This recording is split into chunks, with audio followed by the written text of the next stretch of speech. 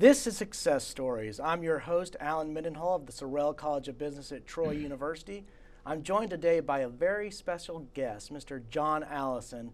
Mr. Allison was actually instrumental to the founding of the Manuel H. Johnson Center for Political Economy here at Troy, as BB&T is one of the initial givers, along with Manuel Johnson himself and the Charles Koch Foundation. Mr. Allison was chairman and CEO of BB&T Corporation. He was president and CEO of the Cato Institute. While he was at BB&T, he took it from a $4.5 billion company, a bank with $4.5 billion of assets, and grew it to a company of over $152 billion in assets. He is a very talented, very energetic person, and somebody who has been philanthropic as well. He has given a lot of money to free market causes. So I want to start, John, thank you for being here, by asking you about the moral foundations of capitalism. When you were at BB&T, one of your major initiatives was giving to free market institutes and faculty and making sure that the ethical and moral foundations of capitalism were being taught. Well, thanks, Alan.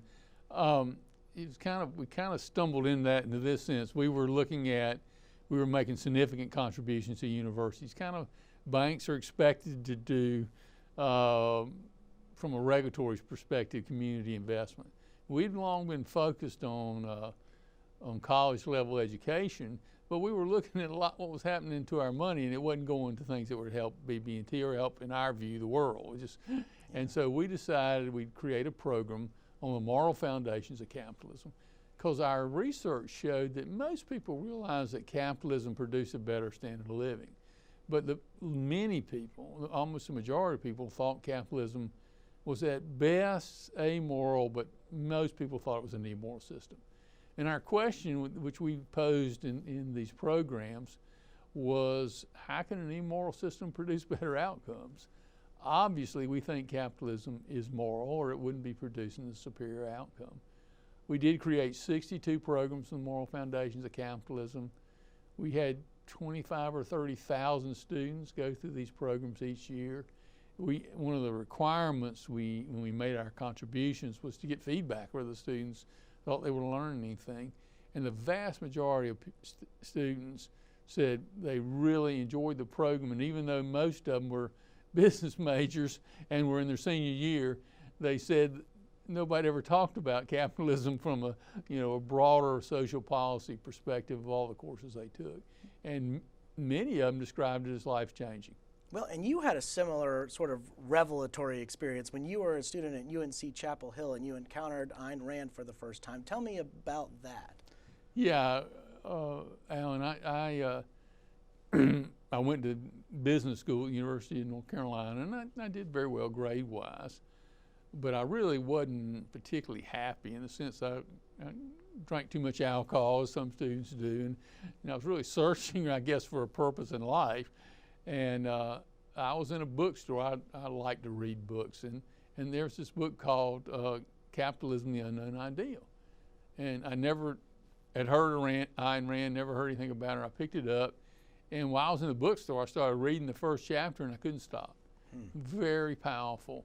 And of course, I finished the book, and then I've got every copy of Rand's books and all the books she recommended over the course of several years, and became very interested in it and learned a lot about her philosophy. And it had, for me, a profoundly positive influence on my life. It gave me a clear sense of purpose, and it helped me focus on what you really needed to do to live a meaningful life. Well, over the course of the 20th century, depending on how you count the figures, whether you count direct killings or starvation or other forms of death, socialism and communism killed upwards of 100 million people, 100 million dead bodies in the world. It should be obvious after figures like Pol Pot and Mao and Stalin that these socialist and communist ideologies, these ideologies of a totalitarian state, are destructive and dangerous, and yet we still have mainstream politicians supporting viewpoints that are consistent with those ideologies. How do you explain that? I really don't have a great explanation now, and I think it actually, it's hard.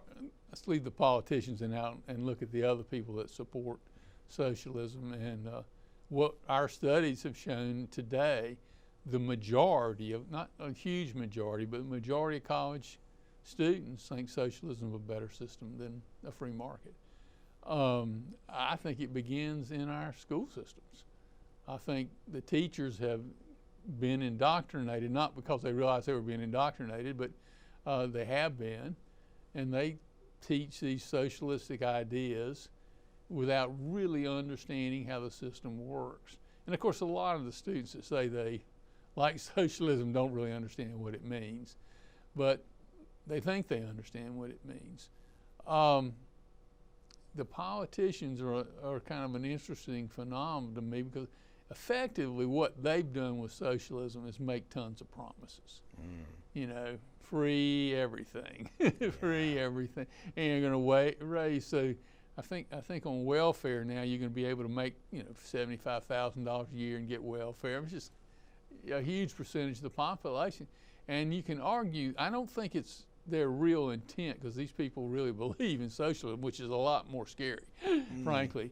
But I don't think it's their intent to necessarily buy votes, but the practicality is it buys votes. Because there are a lot of people that realize they might be beneficiaries, even if the United States happens to go broke in the interim, which it will, because we can't afford a lot of what's been proposed. Now, what's going to actually get enacted, I don't know, but what's been proposed is scary. It sure is. Now, your story at BB&T is very interesting. It's unusual for someone to graduate from college, go into an entry-level position at whatever sort of business it is, and work all the way up to the position of CEO. Can you talk about that process? I mean, you were at BB&T for a long time. Can you talk about the trajectory of your career over the course of time, what it was like to start, and I'm sure you had no earthly idea when you started that you were going to be CEO of that bank one day. Yeah, that's true, Alan. I was raised in a very modest income family, maybe you could argue low income family. My dad started making some money, but he went to work at 17 years old and then went and fought in the World War II, etc. And we really didn't have a lot. And I was the first member of our family that graduated from college, so it was kind of and I got my job at BB&T. This is kind of humorous, because I really wanted to go back to law school. Not that I had any idea what lawyers do, but I thought I'd go back to law school. And I graduated in January, and I couldn't go to law school till the next session started in August or September. So I needed a job, and then I got into the banking business or business world in general. And I really liked it, and I decided I enjoyed it more than I would law school. And I started out, they were working on having a training program. And I was hired into the potential training program and process, but the training program consisted of wandering around the bank and doing various jobs. I was a teller. Now, it's interesting. Some of that's pretty valuable. You get to learn a lot about human nature being a teller. Some of it you don't want to bother to learn. But, and this will be humorous, the technology's changed so much. BB&T had no computer system. Now, computers were new, but most banks had them. Wow. And what we did is we kept our records, each physical branch. So wow. The Goldsboro branch had the records for Goldsboro. And the way we kept them is we had this big card that had your name on it, and they put it in the machine when you cashed a check and changed the balance on the card by the machine. Wow. Well, what was the biggest change in technology over the course of your career for banking? I mean, I can think of probably a number of them, all the way up to cryptocurrency. But there's been a huge change. But the basic change was the introduction of computer systems, the technology that came from that, and the knowledge you got from that. Anyway, that's the environment I went into, and then they put me in what they called the credit department in those days, where you made some loans. The bank was real conservative, a super conservative lender, which was actually a problem because they had such a low loan to deposit ratio they couldn't make any money.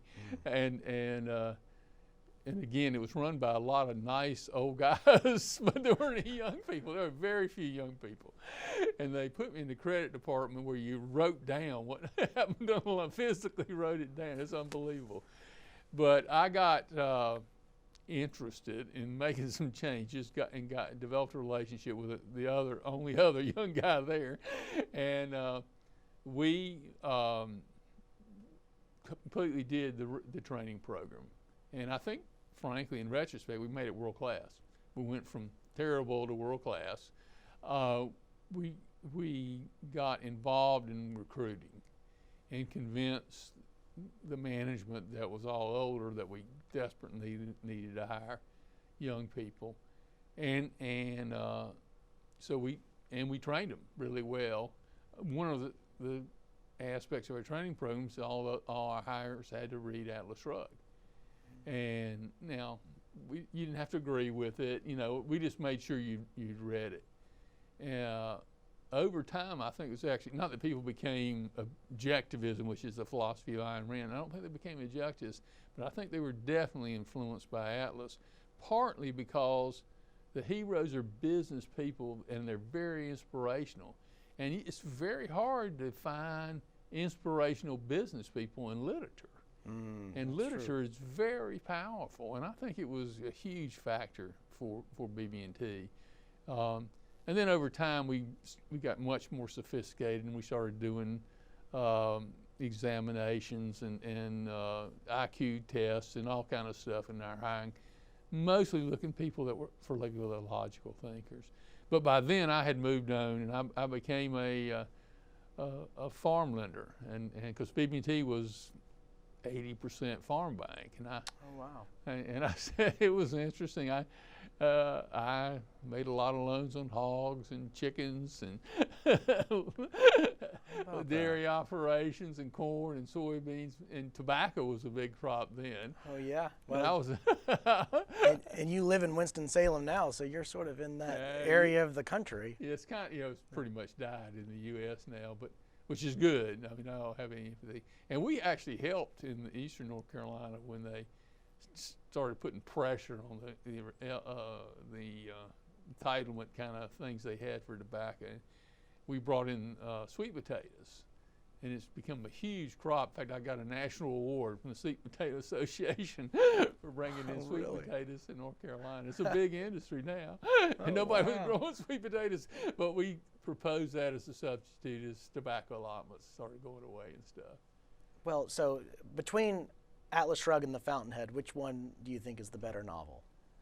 Well, I'm a big Atlas Shrugged fan. I like the Fountainhead, but Atlas Shrugged is just a fantastic integrated philosophical presentation.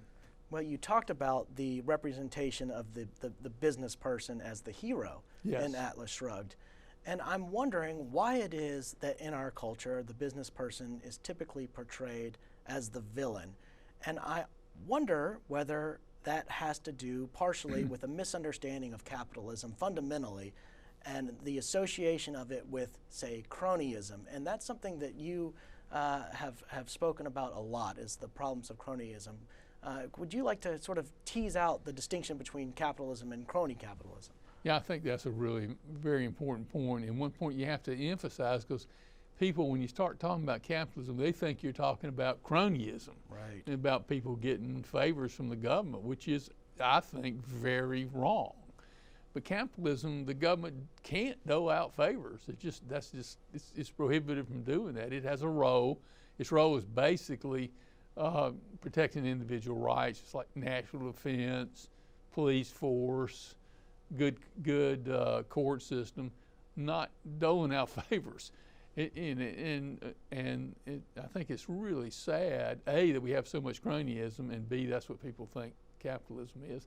And you can understand people's opposition to cronyism. And we are adamantly opposed to cronyism. And I was at BB&T, we would talk about that. I mean, in that place, it was concretized because we were competing with a lot of banks that were getting huge subsidies from the government, and we wouldn't play, which financially was a burden. But the biggest risk is the regulators wanted you to play. Because if you were playing cronyism, then they had a lot more control. And they had a lot harder time controlling us because we ran a super sound bank from a risk perspective, and we weren't playing any of the funny games that were going on, which they let us alone because they didn't want to fight about it because they knew it wasn't supposed to be happening, but they didn't like it. I mean, it was very, very interesting. But crony capitalism, unfortunately, and I have observed it's gotten much worse in my career. It's increased exponentially, and it's interesting what happens. And I saw some of this at Cato. You take a lot of these very successful firms, Microsoft, firms like that. They actually started out opposed to the government being in their business, and then basically the government went after them. And they had to, in order to basically save their business, pay up. So, I mean, you can argue the government doesn't want cronyism. I would argue it wants it because it's a lot of control for the government. So they went after Microsoft, and Microsoft, purely in self-defense, started hiring people in D.C., and unfortunately what happens is they get addicted. And then Microsoft tries to use regulatory pressure to prevent other people from competing with them. And I saw that multiple times in D.C. Companies that were, I'd say, pure, they got very successful, very big, and the government caused the companies to become cronies. And the only good thing is my observation also over time, it's a pretty high failure rate among cronies. That, this perception of, oh, you're a cronyist, that means you'll be successful. No, because the government can turn on you for any reason it wants to, and it will. Well, and you have new administrations, you get new political leaders over time. New different valuations. So I think being a cronyist is very dangerous, but people are. And then, of course, they make big contributions to politicians. Sure. And then the other politicians might not be getting money from Microsoft, but they're getting money from another company. So they all kind of have this. We'll all do this, and it's okay. Yeah, it's a cycle. Well, how did objectivism influence your managerial principles and style? It had a profound influence on our business, even though people liked Atlas Shrugged, but they didn't become objectivists, most of them. It's a complex philosophy, and also it's not religious, and a lot of people are religious. But it's still, basically, there are really 10 core principles in objectivism about human behavior. Reason, in other words, you're going to make logical decisions based on the facts. Reality, you start with the facts, is how you develop reason. Independent thinking, i.e. thinking for yourself from the facts of reality, which is the foundation for creativity, and it's the foundation for people taking personal responsibility. And those kind of factors. And we were able to take all that and put it in a way that most people could understand it. And it was really objectivism, frankly, almost purely, but written in a way and interpreted a way that the average guy could understand it. I would argue that many more people are close to being objectivists than have any idea what it is. They get offended oftentimes by the religion, and also by a lot of objectivists can be very offensive. You know what I mean? They're just so certain they're right. And people don't like to be around people that are so certain they're right. And I never push it as objectivism. We just talked about these core principles. I sold them to our executive management team, who had read Atlas Shrugged, but probably, I don't know if many of them made the direct connection. And we built it into our culture, and I actually think it's the main reason for our success. When I took over as president of the bank, it was only about, I don't know, maybe $2 billion in assets before I became CEO. And we incorporated that philosophy into everything we did. It was written, and when I became CEO, I made it a priority. And everybody had that test that they understood what the implications of this were, and half your performance evaluation was, did you make enough loans and get enough, that kind of stuff. Actual, but the other half was, are you adherent with our values? And interestingly enough, very high correlation. Almost everybody that had performance problems had philosophical problems. Now, sometimes they could buy short-term results, but they always came around to haunt them. Oh, that's super interesting.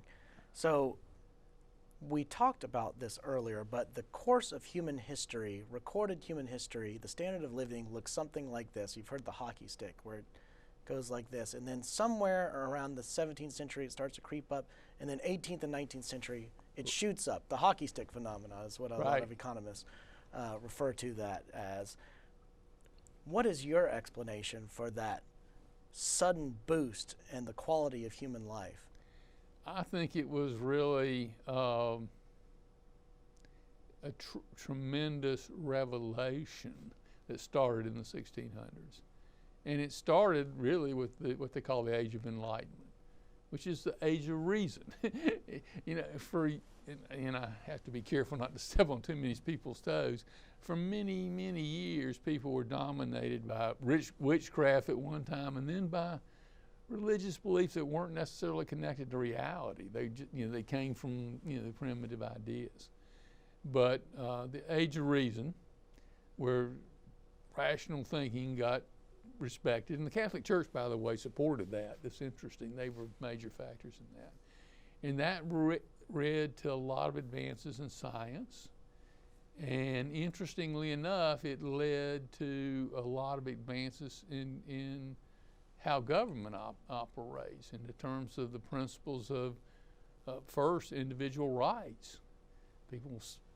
They started having, the American Constitution is a huge example of that. I mean, that's a breakthrough document. Sort of the instantiation of Enlightenment thought. It really is. It's Enlightenment thought put together in a very powerful way. And then you started getting out of that on the economic side. You get more individual rights from an economic perspective. You finally get free markets. And then what we call capitalism, real capitalism.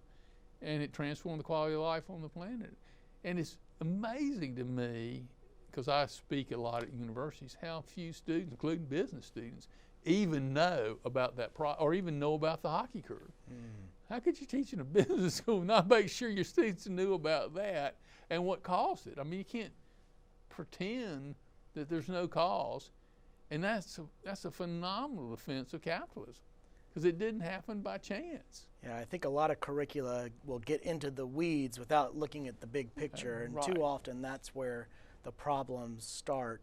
Well, in the last couple of minutes we have, I want to ask you about your transition from being the CEO of a bank, a large bank, to being the CEO of a nonprofit think tank in Washington, D.C. How were those two experiences different? Well, that's an interesting question. As you stated earlier, BB&T, we'd had a phenomenal success story, one of the best in the industry, frankly. And I actually retired expecting to teach at a university. I always thought I would enjoy doing that. But I got recruited to take over as CEO of Cato. Cato had been very successful a long time, but under a CEO. Unfortunately, that CEO started having an alcohol abuse problem, serious alcohol abuse problem. And I was recruited by the board and by Charles Koch, who actually owned, long story, but owned Cato. And Charles he was a good friend of mine. He is a good friend of mine. He taught me into going. And when I got there, first Cato was losing money hand over fist. It had been successful for a long time, and then with this fight started, and of course, the CEO, the old CEO of Cato, was putting out a bunch of lies about what was happening, or you can call it his perspective. I'd call it lies. And donations had collapsed. We were losing money hand over fist. Nobody told me, how bad it was, of course. And maybe I figured out how bad it was when I got there. And the first 6 months were not fun. And the other thing, in addition to the financial situation, the old CEO ran the whole thing as a one-man operation. Had 150 employees, and most of them were intellectuals. I mean, really smart people. But it was his thing. And his compensation system was he kind of had a dartboard. He didn't technically have a dartboard, but I couldn't figure out why anybody got paid what they got paid. There was no performance evaluations, none of the basic stuff you have in business. And there was no plan. There was no strategic plan. And when I started talking about, well, we kind of need to know where we're going, I got huge opposition because they said, that's not a libertarian idea. Libertarians don't know where they're going. I'm thinking, wait a minute now. Let's hope libertarians at least reflect a little bit on where they're going. So I had this session of the top level officers, and there's about 20 of them in the session. And I started off talking about why we needed a strategic plan, and that's what their role was. And I got about halfway through the session, and everybody was smoking, and I was just criticizing every single thing we did. And some of them worse than others. I said, well, that's fine. If you don't want to participate in this process, great, go back to your office. I won't miss you. But I am going to have a strategic plan. You may or may not like it, and you will be held responsible to it. It will impact your performance and compensation in the future here in this organization. All of a sudden, everybody started participating. It was like, and we developed a strategic plan. And what was interesting about it, when it was over, almost to a person, maybe it was one person that disagreed, everybody liked the process. They said, wow, that was a really helpful thinking exercise. And then we turned Cato around, and when I left, we were making money hand over fist. Well, that is an amazing story. Ladies and gentlemen, my guest today has been Mr. John Allison, and this has been Success Stories. Thank you for watching.